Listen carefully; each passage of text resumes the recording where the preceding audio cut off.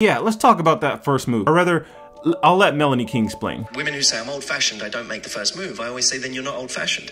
Because 100 years ago, a woman would walk past a guy, drop her handkerchief and keep walking. The guy would see it, he'd say, this is an extraordinary opportunity to be a man. Yes. He'd pick up the handkerchief, rescue the girl, walk it over to her and say, madam, you dropped this. And she'd say, did I? And they'd now have a conversation. Now, he thought it was his idea. Yes, and she was but clumsy. she chose him. Wow. So I say to women, listen, this isn't about reversing roles here and you suddenly doing the guy's job.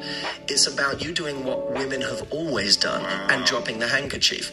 A lot of women actually think that it is historically that men chased women.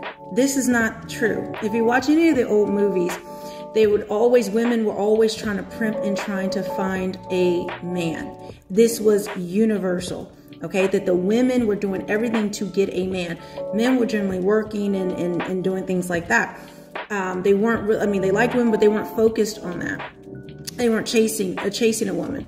And if you got a gentleman caller, it would generally be because something was initiated either through the parents. It depends on what part of history you're talking about. In the first few minutes of this video, they talk about how women have always made the first move. This doesn't mean that men have never made the first move, but generally speaking, among my generation, there's this common belief that real men, put that in quotes, real men, they always make the first move, and they always like to chase, and they always like to hunt, and women don't need to do anything but just show up. Just make your presence known, and then if a man doesn't chase you, then that man doesn't deserve you. Honestly, I wouldn't even have a problem with this burden performance. I wouldn't have a problem with cold approaching women I found attractive even if she didn't give me any kind of indication of interest. But the difference between the older generation and now is that we're living in the age of social justice and Me Too. But hey, don't take my word for it, listen to these ladies. So in today's video, we want to talk about why men are becoming more and more hesitant to approach women. We wanted to cover the growing trend of false allegations, false accusations of sexual assault, that men just perhaps don't feel that it's worth the risk to approach a woman, ask her out because of this increasing trend that we're seeing. Because more and more you're seeing that, for example, if a man touches a woman's hand or maybe just cold approaches her and asks her on a date, it's harassment, I'm being harassed. Just kind of an unjust, a very unjust accusation to say I'm being harassed. Obviously, if the man's asked her 10 times and she said, no, I'm sorry, I'm not interested, please leave me alone, and he keeps doing it, then that's when you get into harassment. But like the first time they come up and ask, or even another time, because some women like to be chased, all of this is just being wiped away because of this ever-growing trend. All this brings me to point number 2. False accusations increase the risk. So I'm about to reveal a perspective you probably haven't heard before. I don't know if it applies to most men, but it's personal insecurity of mine. And my dad, we talked about him, he was down here last time, because, it's like a lot of people, they just don't get it. When people say, oh, you know what, you're just afraid of rejection. I'm not afraid of rejection, but I am afraid. I'm afraid of being looked at as a predator, a criminal, a villain, a monster. Like any other black man that you see on TV who got arrested the night before, and you turn on the news and they all look like me. So when I say I'm afraid of being looked at, put that in quotes, that's exactly what I mean. No one will ever come out and call me a predator or a monster or a villain or anything like that, but in my eyes, like I see them. Everyone is, they say, oh, you're sensitive. Yeah, in a technical sense, meaning I can sense. If you're happy, I can see it. If you're upset with me, I can see it. If you're afraid of me, guess what? I can see that fear. And sometimes shyness looks like fear. So I stay away from both. But Rock, sounds like that's all in your head. Yes. Well, that's not their fault. Correct. So then it sounds like the problem is you. Exactly. You see how I did that? That's called accountability. That's called blaming yourself, not everyone else. I don't blame everyone else or others for this insecurity of mine.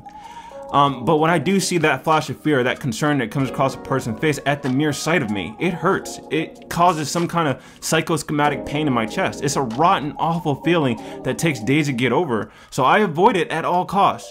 And believe it or not, when I cold approach ladies, I run the risk of getting that because it's surprising. I'm a big dude, and Like I was talking to a female friend about this, no lie, just 2 days ago, and she straight up told me, yeah, Rock, you know, sometimes, you know, you are a little bit intimidating. When I was in high school, my little brother explained it perfectly. He said, Rock, when you're walking down the hallway, you look like Debo. You look like you just beat the crap out of everyone who's just even bump into you. It isn't until you open your mouth and smile that okay, he's a friendly Negro, you know? You know, and that's just who I am. I don't have that resting bitch face, but I do have this, like, I mean business kind of, I have my eyes, I'm big, I got broad shoulders, I'm sorry, but I look intimidating.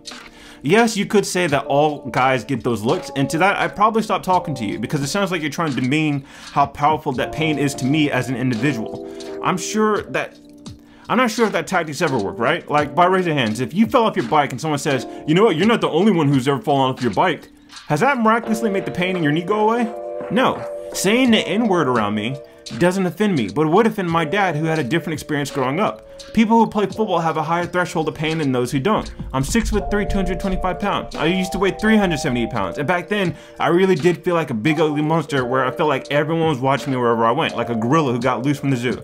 I know I'm not that weight anymore, and I know it's my fault for letting myself get to that big in the first place, but one of the consequences that I have to live with is the memories, the internal scars that may have healed, but they're still there. And perhaps I do need therapy. And I wrote that in my essay just to pacify a lot of people, because for me, I don't think I need therapy. I read the Bible every night, and that's my therapy. Hitting the treadmill every night is my therapy, you know, but a lot of people who don't know what it's like to have religion or the power that God brings, you know, to them, oh, maybe you need therapy. Sure, whatever, maybe. But then again, one of the quickest ways to my heart is a woman who can demonstrate from the get-go that she's not afraid of me. Because you hear this a lot. Well, Rock, you're always going to be alone, and no one's going to do it. I've had 2 girlfriends, and they were solid girlfriends, and they were beautiful. And the reason why I definitely asked them out is because they demonstrated from the get-go that they weren't afraid of me. You know, our chemistry was amazing. They weren't afraid to tell me how much they meant to me or how much I meant to them. And they weren't afraid to initiate affection. You know, I love that. So let's get back to the culture. I know all this sounds like a contradiction of having confidence, but it's not confidence that I lack, it's courage. According to Merriam-Webster, confidence is a belief or feeling that you can do something well or succeed at something. Courage is having the ability to do something in the presence of fear. Fear is that God-given instinct that prompts us to avoid that which is dangerous. People who are afraid, that fear is there for a reason. Dad, I'd have to be a sociopath to shrug off all the crap I went through, all the misunderstandings, all the time my coworkers complained about a joke I said and claimed that I made them feel uncomfortable. When I was 24 and 25, within the span of 13 months, I was accused of sexual harassment. I had another girl claim that it felt like I was stalking her, and I had another girl who gave me her number, tell others at a post-Super Bowl party that I stalked her out to her car and asked for her number, and that she was creeped out by me. Like, seriously, what kind of man maintains his courage with dating after all that? It's literally taken me years. It was mental trauma. People, when they say, oh, it's just a false accusation, if you didn't do it, you had nothing to worry about. You're an idiot. I'm just gonna put that out there. You, not just an idiot, but you just don't know what you're talking about. Anyone who was falsely accused, dude, like, it's much more than just a false accusation, especially over something that's as sensitive as rape or sexual harassment. I grew up, my parents raised me with that white knight attitude. You know, I would have probably be a male feminist right now if I hadn't experienced those accusations in my 20s. But because I have, I'm gonna get into, I mean, it basically helped me in a lot of ways. You know, because now I understand. I understand what other men are talking about. I don't take it and just dismiss it. I get it. You know, a lot of people don't. Men and women, they just don't get it. So to them, it's nothing.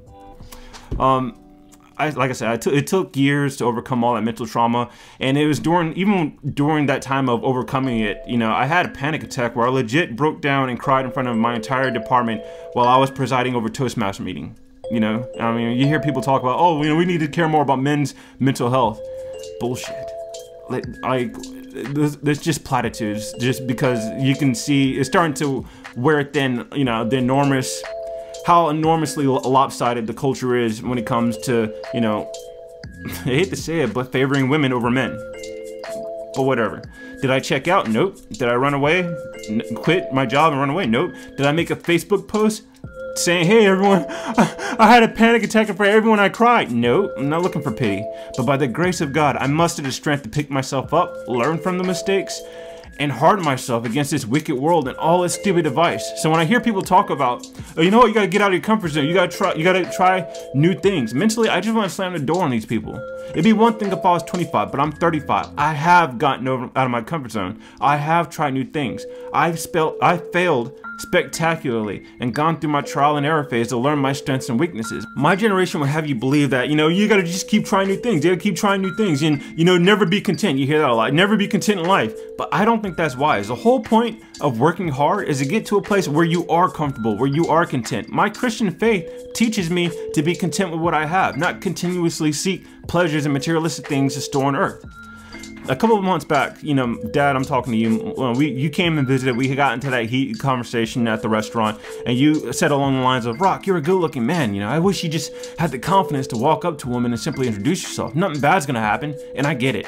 You know, my dad's giving me advice based on, because he wants to help, you know, but he's giving me advice based on his generation. My dad's never seen the videos of women being catcalled and all the backlash men got for giving women compliments. Yes, some went overboard, but they didn't break the law. And once upon a time, women had the strength to handle the situations as individuals. I was just watching, there's that movie, The Outsiders. You know, yeah, Matt Dillon's character brushing up on Diane Lane's character. Get your feet off my chair and shut your trap. Who's gonna make me, huh? You nice and leave us alone? I'm never nice. Can I, interest you in a Coca-Cola or 7-Up? Get lost, Hood!